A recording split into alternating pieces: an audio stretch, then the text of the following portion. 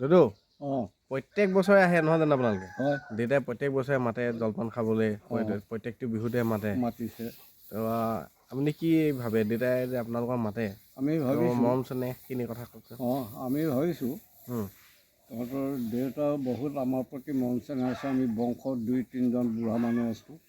আমি থাকিম কিমান দিন, গতিকে তেওঁৰ অন্তৰৰ যিটো ভক্তিভাৱ, সেই ভক্তিভাৱেৰে আমাক মাতি আনি এভাগে সেৱা লয় আৰু আমাক জা জলপান খাবলৈ দিয়ে। গতিকে আমি তেওঁ সদায় ভৱিষ্যত উন্নতি কৰি আছোঁ।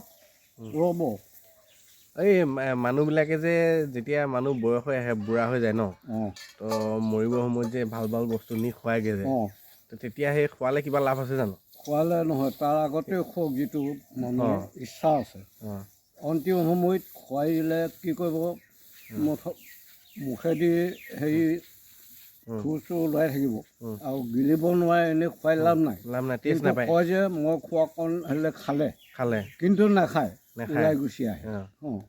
হেল্ল' এভৰিৱান, কি খবৰ আপোনালোকৰ? আশা কৰোঁ সকলোৱে ভাল। আৰু মই দেৱজিতে আপোনালোকলৈ লৈ আহিছোঁ এটা নতুন ভিডিঅ'। যদি ভিডিঅ'টো চাই আপোনালোকে ভাল পায়, লাইক কৰিব, কমেণ্ট কৰিব, লগতে শ্বেয়াৰ কৰি দিব। শ্বেয়াৰ কৰাৰ লগে লগে অন্য ব্যক্তিসকলেও আপোনালোকৰ যোগেদি চাবলৈ সুবিধা পাব। গতিকে দেৰি নকৰোঁ, আহক ভিডিঅ'টো আৰম্ভ কৰোঁ।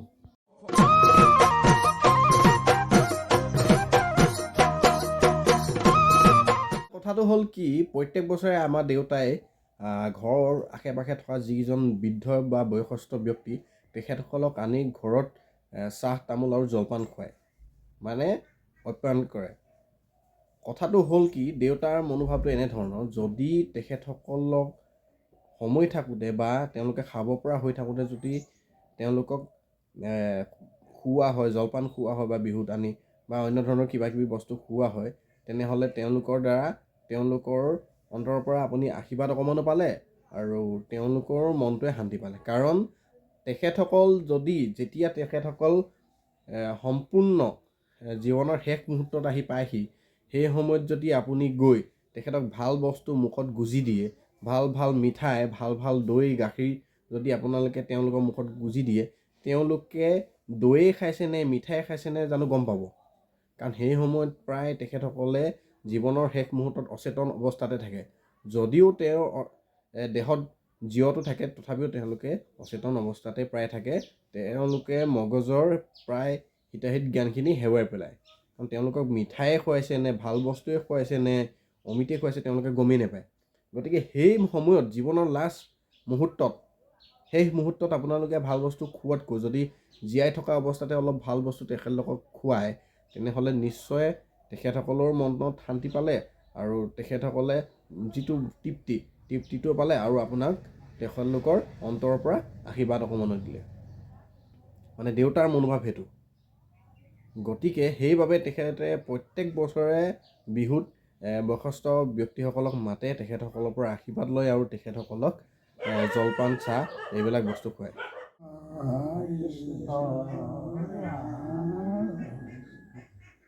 হে কৃষ্ণ বসুদেৱ দেৱকী নন্দন হৰি নমো নন্দ গোপৰ কুমাৰ কৃপা মই শ্ৰী গোবিন্দ তৰূপা ৰবিত কৰোঁ মই লক্ষ্য নমস্কাৰ পদ্ম সম নভিযায় প্ৰণামহ বাৰম্বাৰ নমো পদ্ম দীপমলা ভাই নমো পদ্ম সমনত যাৰা পদ তপত নমো ভকতৰ ভৱহাৰি বসুদেৱ হুতম কৃষ্ণ তুমি ভকতৰ ইষ্ট সংসচন নন্দন দেৱকী হৃদয়া কৃষ্ণ তুমি জগতৰ গুৰু তোৱা পদ কৰোঁ সুবন্দন কৃষ্ণ তোৱা পদ কৰোঁ সুবন্দন ভাল বোলে আমাক ভাল হয় মহাধৰ্ম হার বিদেশে হার ফলভাগী আগন্ত বিঘিনি শূন্য হ'ব কামনা পূর্বক রাজি কৃষ্ণ ভগবান গরন্ত কামনা সিদ্ধি অধিকার মই সর্বকাম বৈখন কৃষ্ণৰ চৰণ সেৱকী মনোবাঞ্ছা কৰাৰ আজি তেখেতলোকে পুনাপল্লিকে ভাবি থাকিবলৈকে শক্তিধৰ পুৰুষা শক্তি দি ভক্তিত মূৰ্তি স্থিৰ কৰক